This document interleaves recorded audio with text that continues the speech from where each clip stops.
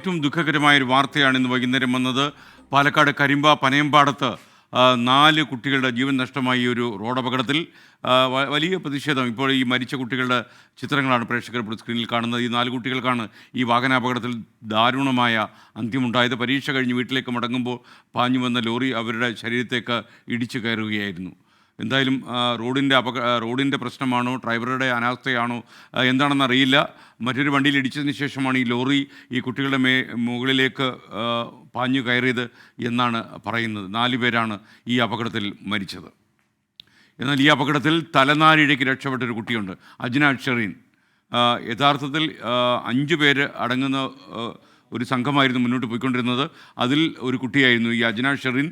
അവർക്കൊപ്പം ഈ നിഖിൽ പ്രമേഷ് ചേരുന്നുണ്ട്. നിഖിൽ, അജ്ന ശരിക്കും രക്ഷപ്പെട്ടു അല്ലേ? അത്ഭുതകരമായി. തീർച്ചയായിട്ടും സ്കേൻ, അജ്ന ഇപ്പോഴും അതിൻ്റെ ഞെട്ടലിൽ നിന്ന് മുക്തയായിട്ടില്ല. ഇവർ 5 പേര് അത്ര ഉറ്റ സുഹൃത്തുക്കളാണ്. ഇന്നിപ്പോൾ പരീക്ഷ കഴിഞ്ഞ് രണ്ടാമത്തെ പരീക്ഷയായിരുന്നു. അത് കഴിഞ്ഞ് വീട്ടിലേക്ക് മടങ്ങുന്നതിനിടയിലാണ് ഈ ഒരു അപകടം ഉണ്ടായത്. ഈ കുട്ടികളിൽ നിന്ന് ഏതാണ്ട് ഒരു ചെറിയ ദൂരം, അതായത് വളരെ ചെറിയൊരു കയ്യകലം മാത്രം ദൂരെ ആയതിനാലാണ് അജ്ന ഈ അപകടത്തിൽ നിന്ന് രക്ഷപ്പെട്ടത്.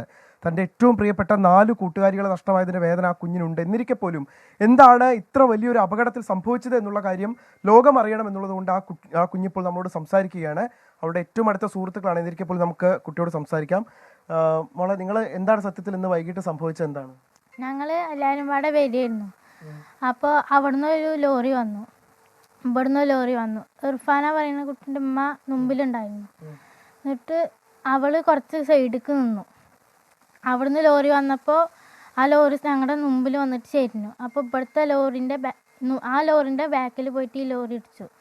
അപ്പോൾ ഈ ലോറി നേരെ ഞങ്ങളുടെ അടുത്തേക്ക് വന്നു. അപ്പോൾ ബെന്ന് ഇടിച്ചു പോകുമ്പോൾ അവളുടെ അമ്മ അവിടുന്ന് ഓടി വന്നു. ഇർഫാന വിളിച്ചിട്ട് ഓടി വരികയായിരുന്നു. അപ്പോഴേക്ക് ഈ കുട്ടികളൊക്കെ ഇടിച്ചു കഴിഞ്ഞിരുന്നു. മോളെങ്ങനെയാ അപ്പം ഇന്ന് രക്ഷപ്പെട്ടത്? ഞാൻ അതിൻ്റെ ഇടയിൽ നിന്ന് അവർ കുഴിക്ക് അത് വണ്ടി തട്ടിയിട്ട് മോള് വീണതാണോ? അല്ലാതെ ഈ അപകടത്തിന്റെ ഇതിൽ ചാടിപ്പോയതാണ്. അങ്ങനെ രക്ഷപ്പെട്ടതായിരുന്നു. ഈ ഇത് അപകടം പറ്റിയ ഉടനെ തന്നെ ഈ ഇവർക്കൊക്കെ കുട്ടികളൊക്കെ ബഹളം വെക്കുന്നുണ്ടായിരുന്നു, കരയുന്നുണ്ടായിരുന്നു. എന്താണ് അപ്പൊ മോൾക്ക് കാണാൻ പറ്റിയത്? എന്താ? ഞാൻ ഒന്നും കണ്ടില്ല. അത് ഞാൻ നേരെ ആ കുഴിയിൽ നിന്ന് നീച്ചിട്ട് അവിടുത്തെ ഒരു വീട്ടിലേക്ക് പോവുകയത്. അപ്പൊ അവിടെ ആരാണ് ആദ്യം ഈ ആളുകൾ കുട്ടികളൊക്കെ രക്ഷപ്പെടുത്താൻ ആരാ വന്നത്? അതറിയില്ല. മോള് കണ്ടിണ്ടായില്ല. ഇന്ന് എത്രാമത്തെ പരീക്ഷയായിരുന്നു? രണ്ടാമത്തെ പരീക്ഷ. ഇവരുടെ ഒരു സൗഹൃദത്തിന്റെ ആഴമൊക്കെ നമ്മൾ മനസ്സിലാക്കണമെങ്കിൽ ഇതാ അപ്പോ ഈ കുട്ടികള് ഇപ്പൊ ഇന്ന് മരിച്ച ഇത് ഏത് കുട്ടിയുടെ? നമ്മളെ കാർബോർഡ് റിദാന്റെയും കോട്ടൺ നിദാന്റെയും. മരിച്ച 2 കുട്ടികളുടെ കുടയും അതുപോലെ തന്നെ ഈ റൈറ്റിംഗ് പാഡുമാണ് ഈ കുട്ടിയുടെ കയ്യിലുള്ളത്. ഇവർ അങ്ങോട്ടും ഇങ്ങോട്ടും അവരുടെ ഇപ്പം ഈ അജ്ന മോളുടെ സാധനങ്ങൾ അവരുടെ കയ്യിലും ഉണ്ടായിരുന്നു, തിരിച്ച് ഉണ്ടായിരുന്നു. അങ്ങനെ അത്രയും അടുപ്പം ഉണ്ടായിരുന്ന 5 പേരായിരുന്നു. അതിൽ നിന്ന് ഈ മോള് മാത്രമാണ് അത്ഭുതകരമായിട്ട് രക്ഷപ്പെട്ടത് എന്നുള്ളതാണ് നമുക്ക് കാണാൻ കഴിയുന്നത്. മോള്, ഈ ലോറി നല്ല സ്പീഡിലായിരുന്നു പറയുന്നത്, അത് ശരിയാണോ? മണ്ണാർക്കാട് നിന്ന് വന്ന ലോറി നല്ല സ്പീഡിലായിരുന്നു, മറ്റേ ലോറി മെല്ലെ വന്നു. അതായത് നിങ്ങളെ ഇടിച്ച ലോറി പതിയായിരുന്നു, മണ്ണാർക്കാട് നിന്ന് വന്ന ലോറി സ്പീഡിലായിരുന്നു, അങ്ങനെയാണോ? അതെങ്ങനെ അപ്പൊ മോള് ശ്രദ്ധിച്ചിരുന്നു അതല്ലേ? ഇവര് സ്കൂളിൽ നിന്ന് ഇറങ്ങി ഏതാണ്ട് 3:30 പരീക്ഷ കഴിഞ്ഞ് അവർ സ്കൂളിൽ നിന്ന് ഇറങ്ങി. അവര് ഈ പനയമ്പാടത്തൊരു കടയിൽ നിന്ന് സിപ്പപ്പ് വാങ്ങി അത് കഴിച്ചുകൊണ്ട് അവർ തിരികെ വരുമ്പോഴാണ് ഈ ഒരു അപകടം ഉണ്ടായത്. അപ്പോഴൊക്കെ തന്നെ വളരെ സന്തോഷത്തോടു കൂടി നാളത്തെ പരീക്ഷയെക്കുറിച്ച് ചർച്ച ചെയ്തും ഒക്കെയാണ് അവർ മടങ്ങി വന്നുകൊണ്ടിരുന്നത്. അപ്പം അതിന്റെ വലിയ വേദന. മോള് അങ്ങോട്ടൊക്കെ പോയോ? അവരുടെ വീട്ടിലേക്കൊക്കെ പോയോ? പോകാൻ പറ്റിയിട്ടുണ്ടായില്ല അല്ലേ? അതിന്റെ എന്തമ്മാ കുട്ടിയാണ് ഒന്നേ. അപ്പോൾ അതാണ് അതിന്റെ ഒരു പ്രയാസം അവർക്ക് സ്വാഭാവികമായിട്ടും ഉണ്ടാവുമല്ലോ. അപ്പോൾ അതുകൊണ്ട് തന്നെ ഇതുവരെ ആ കുട്ടി അങ്ങോട്ട് പോയിട്ടില്ല. ആ മരിച്ച കുട്ടികളുടെ കൊടയും അതുപോലെ തന്നെ ഈ റൈറ്റിംഗ് പാഡും ഒക്കെയാണ് ഇരിക്കുന്നത്. ഇന്ന് എന്ത് പരീക്ഷയായിരുന്നു? ഇംഗ്ലീഷിന്റെ എക്സാം ആയിരുന്നു. ഓക്കെ. ഈ അപകടം നടന്ന ഉടനെ തന്നെ മോള് പെട്ടെന്ന് തന്നെ ഇങ്ങോട്ട് പോകുന്നല്ലോ, വീട്ടിലേക്ക് പോകുന്നല്ലേ? ഈ കൂടെ ഉള്ളവരൊക്കെ മരിച്ചു എന്നൊക്കെ എപ്പോഴാണ് മോള് അറിഞ്ഞത്? വീട്ടിൽ വന്നിട്ടാണ്. ആരെങ്കിലും വിളിച്ച് പറഞ്ഞതായിരുന്നോ അതോ ടിവിയിൽ കണ്ടിട്ടാണോ? കാക്ക വിളിച്ചു പറയുന്നത്.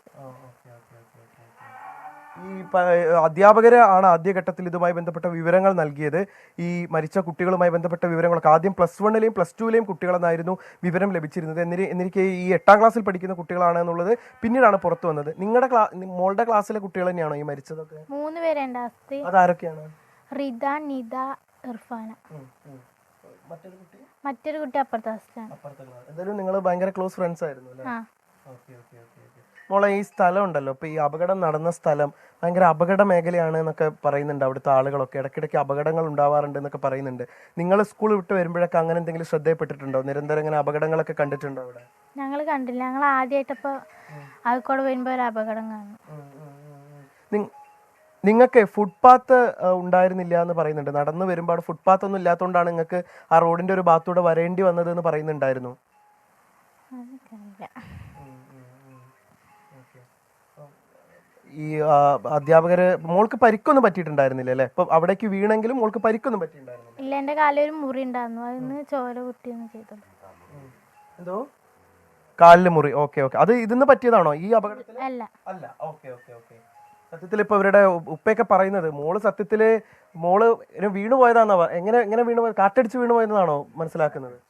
Okay okay. ഇവരൊക്കെ അതായത് എസ്കെ നമ്മൾ മനസ്സിലാക്കേണ്ടത് ആ അപകടത്തിന്റെ ഒരു വ്യാപ്തി, അതിന്റെ ഒരു എത്ര വേഗതയിലായിരിക്കും ആ ലോറി വന്നിരിക്കുക എന്നുള്ളതാണ് ഞാൻ ചിന്തിക്കുന്നത്. ഇപ്പോൾ അവരുടെ പിതാവൊക്കെ പറയുന്നത് അങ്ങനെയാണ്. അതായത് വളരെ വേഗത്തിൽ വന്നപ്പോൾ ഈ കുട്ടി തെറിച്ചു വീഴുകയായിരുന്നു. കാറ്റടിച്ച് ആ വേഗതയിൽ അവർ തെറിച്ചു വീഴുകയായിരുന്നു എന്നാണ് പറയുന്നത്. മോൾക്ക് അങ്ങനെ തന്നെയാണോ തോന്നിയത്? മോൾ എങ്ങനെ വീണു എന്നാണ് മനസ്സിലാക്കിയത്? എനിക്കൊന്നും അതിലൊന്നും ഇതായില്ല. ഞാൻ അവിടെ ഒരു കുഴീൻ്റെ ഉള്ളിൽ വീണ് കിടക്കുകയായിരുന്നു. ഞാൻ അവിടെ ഒരു പൊത്തും പോലൊക്കെ ഉണ്ടായിരുന്നതിൽ പിടിച്ചിട്ട് കയറിയിട്ട് വീടിൻ്റെ ഉള്ളിൽ കയറി പോയത്. എന്തായാലും ഒരു CCTV ദൃശ്യമോ അല്ലെങ്കിൽ മതിയായിട്ടുള്ള ദൃക്സാക്ഷികളോ ഇല്ലാത്ത ആ അപകടത്തിന്റെ ഏക ദൃക്സാക്ഷിയാണ് ഈ മോള്. സ്വാഭാവികമായിട്ടും അവൾക്കൊപ്പം പഠിക്കുന്ന കുട്ടികൾ തന്നെയാണ്, അവർക്ക് തന്നെയാണ് ജീവൻ നഷ്ടമായിട്ടുള്ളത്. അതിന്റെ വേദനയും ആഘാതവും ഒക്കെ ഉണ്ട്. ഞാനിവിടെ എത്തിയപ്പോഴും അവളടുത്ത് സംസാരിക്കുമ്പോഴും നമ്മൾ പറഞ്ഞത് സ്വാഭാവികമായിട്ടും എങ്ങനെയാണ് ഈ അപകടം ഉണ്ടായത് എന്നറിയാൻ ലോകത്തെമ്പാടുമുള്ള ആളുകൾ സ്വാഭാവികമായിട്ടും അത് അവർ അറിയേണ്ടതുണ്ട്. ഈ കുട്ടികളുടെ ബന്ധുക്കൾ അറിയേണ്ടതുണ്ട്. അതിനൊക്കെയുള്ള ഏക സാക്ഷി എന്ന് പറയുന്നത് ഈ മോളാണ്. അവളുടെ ഏറ്റവും അടുത്ത സുഹൃത്തുക്കളുടെ കുടയും അതുപോലെ തന്നെ റൈറ്റിംഗ് പാഡും ഒക്കെയാണ് കയ്യിലിരിക്കുന്നത്. എന്തായാലും നാളെ രാവിലെ ആ നാട് ഈ കുഞ്ഞുങ്ങൾക്ക് വിട നൽകും. അങ്ങേയറ്റം ദൗർഭാഗ്യകരമായിട്ടുള്ള ഒരു സംഭവത്തിനാണ് ഇന്ന് കരിമ്പ എന്ന ഗ്രാമം സാക്ഷ്യം വഹിച്ചത്. SKN. ഓക്കെ, നീൽ പ്രമേഷാണ് വിവരങ്ങളുമായി ചേർന്നത്. എന്തായാലും ഈ മോള് അത്ഭുതകരമായി രക്ഷപ്പെട്ടു. നമുക്ക് ആ കാര്യത്തിൽ സന്തോഷിക്കാം.